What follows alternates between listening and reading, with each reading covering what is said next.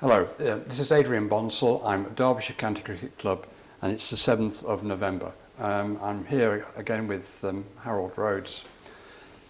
Harold, in previous interviews you've described your career from childhood up to the time that you went to Burnley in the Lancashire Leagues. How long did you play for Burnley? How many years?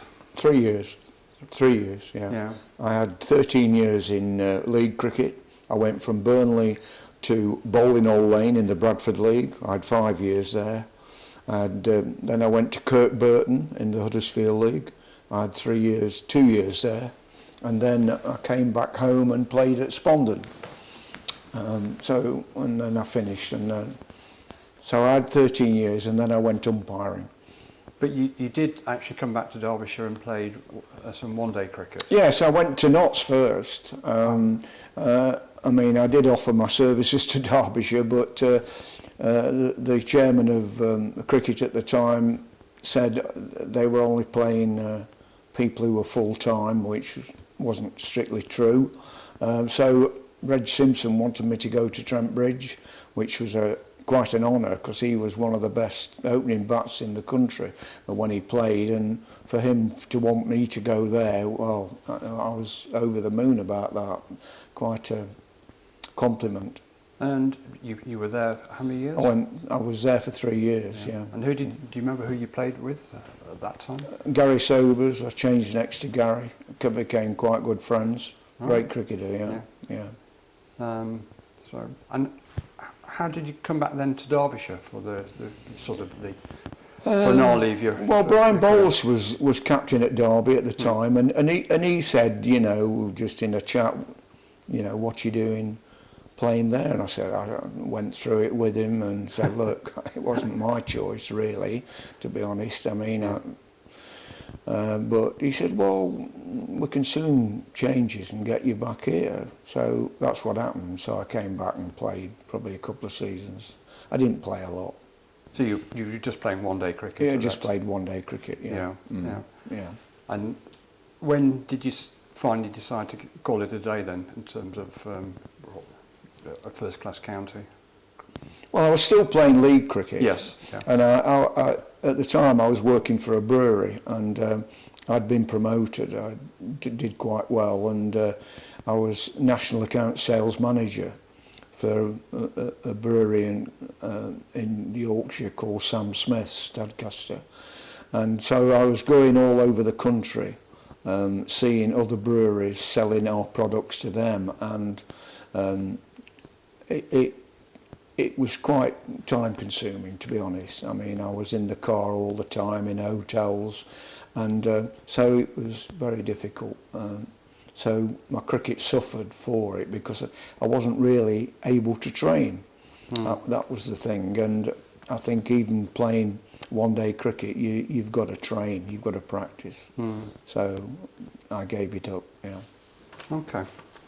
What did you do then after you finished in league cricket, and in terms of continuing your connection with cricket thereafter, coaching or whatever? Well, I did a lot of coaching. I coached at Lords quite a lot. I got all my certificates and that. I was a qualified coach. Very ironic. Yeah, and Don Wilson was head coach at Lords, so I was always going to be invited there. We were great pals, and I enjoyed it, coaching at Lords, and that was sort of like 3 times a year. And then I got very friendly with a chap who was a master at a school in Oxford. Just trying to forgot the name of it now. Anyway. I coached there the same about 3 times a year in Oxford, and I coached at Denstone College.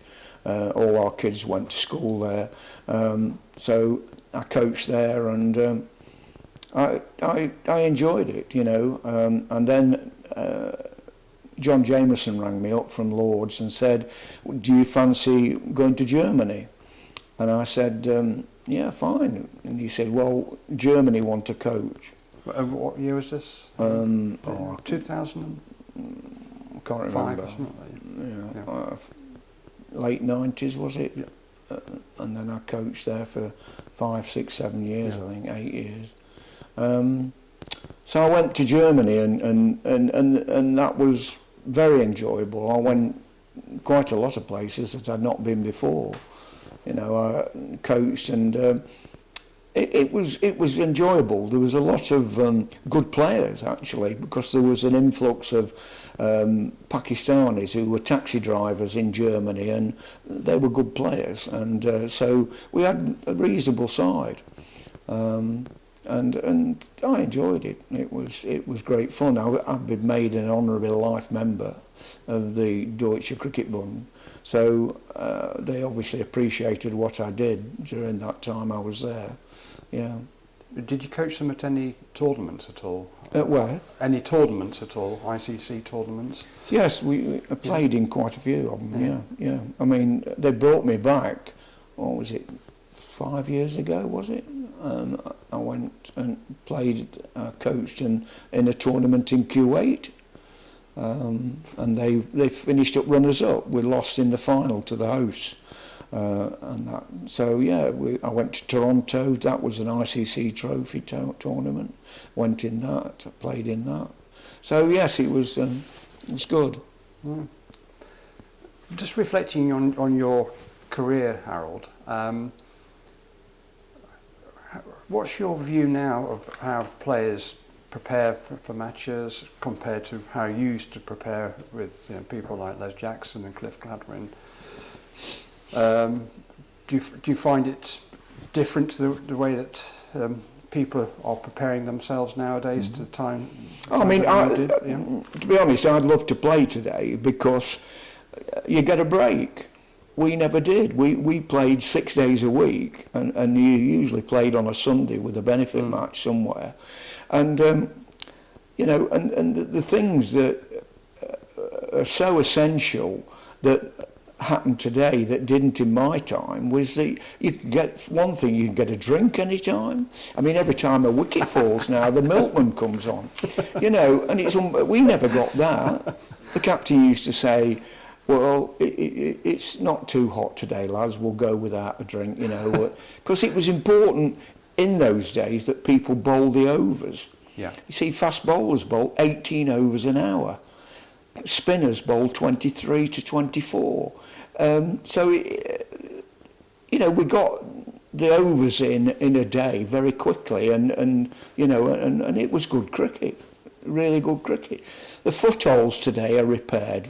They were like bomb craters when I played. Les Jackson used to dig a real hole, and you had to try and miss that. And of course, it was difficult for me bowling close to the wicket, and Les did as well. And if you rip your ankle, well, you could have been out for you know, weeks and weeks with it. So things like that, and this gap that you get, the breaks where you can recharge your batteries, where we used to go from match to match, and some of the travelling, finishing at 6 o'clock at Old Trafford, and then travelling down to Swansea, losing the toss and in the field the next day. That's quite some trip, that is, you know.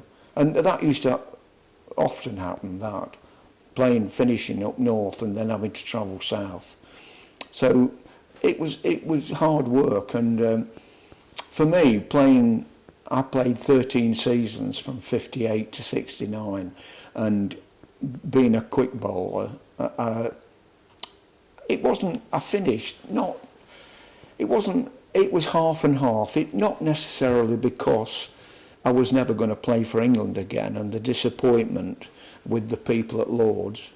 It wasn't just that. It was the fact that it was so hard, you know, and not enjoyable anymore. You know, that was the main thing. And you see, we never did any training like they do now, because we were always playing, so we were always fit. We reported a month before the first game, and all we did really was what they called PT in those days. The first week we used to do a bit of running and a bit of exercise and one thing or another, and get the stiffness out. Then after that, it was just nets all day long, you know, and we bowled ourselves fit. And that was it. Whereas today, I mean, I remember one winter when I didn't go on tour, I actually joined a sports club and actually trained with weights. And I felt the benefits of that. I mean, I really did. And I thought to myself, I'd love the club to have had a gym like this at the county ground, and we were able to use weights, you know, pre-season and things like that, and do, you know, use them. Because I thought what a tremendous benefit they were. I mean, I was pushing weights up with my legs and that, and my legs felt so good. Yeah. You know, when you're running in, you know, 15, 18 yards, and that day in, day out, these have got to be good. But did you have many serious injuries in your career? Any serious injuries in your career? No, the usual things like hamstrings and groins. They were the main thing. Nothing like stress fractures or, you know, what are known as stress fractures nowadays? No. Harold, just reflecting on some of the characters and people that you played with during your career, probably who are probably the hardest batsmen you bowled to? Who were the most difficult people that you encountered when you were bowling either at test level or at county level?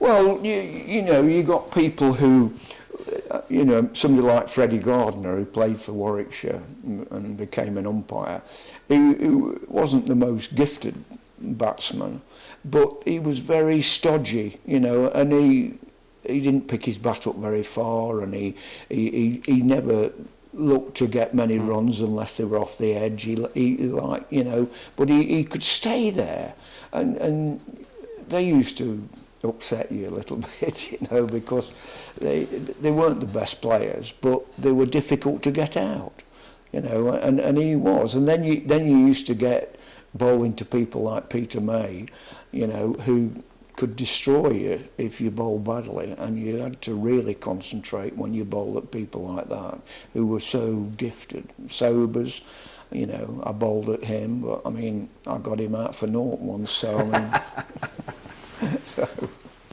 yeah.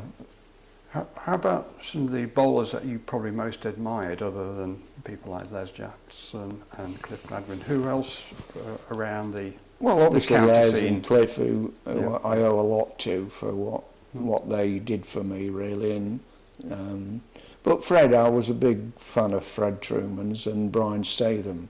I used to have a drink with Brian. He was another one who was a workaholic, you know. And he just said to me, well, if they miss, I hit. And he said, that's my psychology. Yeah. And it was very true. And I mean, he bowled line and length all the time, and you know, he hit the seam, and one did it and one didn't, and he was 2,000 wickets in his career. Fantastic bowler. Fred was the same. Fred was a bit different. He used to swing it, you know, away from the bat, and he was probably a little bit quicker than Brian. But two great bowlers. I mean, to have them playing and to watch them, you learn a lot from things like that. Any fielders that you probably... Oh yeah, I mean, the fielding was fantastic in terms of catching. Yeah. We probably didn't dive as much as they do today. For one thing, we couldn't afford the cleaning, you know. But you know, the close catching, and I mean, Laurie Johnson was a cover point. Every team had a cover point, specialist cover point.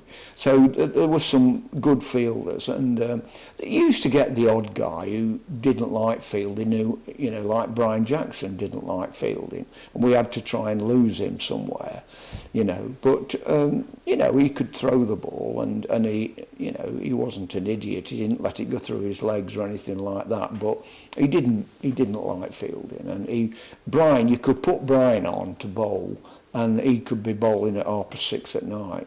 You know, he loved his bowling, Brian. Finally, what do you think about the modern trend now of fast bowlers bowling without third men, a third man? Well, when you see the number of runs that go there, you just wonder the logic of it, really. And it's true what Cliff said to me, that why should they get 4 runs when they've just edged you down there, you know? And he said, all it does, if somebody hedges the ball and they get 4, what does it do to the batsman? It just gives them confidence, you know? And you don't want that. You don't want that at all. You know, you want to keep having a go at them and you know, and get another edge, and the next one might go to slip and carry. So no, I mean, I've never asked them, I mean, what the logic is behind all that in terms of, I presume they have another slip up or something like that. So they've got 3 slips instead of 2. But you see, we used to bowl with just an extra cover with the new ball. We never had a mid-off and a cover point. We had one extra cover because we wanted people to try and drive. You know, that's what the slips were there for. We were going to get, because, you know, Derbyshire line and length was that area all the time. I mean, Walter will tell you that. Walter Goodyear, bless him, he used to say, I only used to repair one bit of land, you know, on the pitch, because he said that's where everybody pitched the ball at Derbyshire, you know. So that was it, you know, and they don't seem to bowl quite the same line and length today that we did. I can understand it because they play so much one-day cricket that some of them, they try to bowl a different ball every ball, you know. Of course, they play with these big bats today, and they bring the boundaries in a bit, and they want the crowd to see 6s and 4s. Yeah. So what chance has a bowler got? Yeah. You know, it's not a bowler's game, is it? These one-day games, I mean. But you've got to practice. I mean, it takes time to become a very, very accurate bowler, and you know, takes time and concentration. Harold, thanks very much indeed. Okay. It's been a privilege to talk to you, and thank you very much. Okay.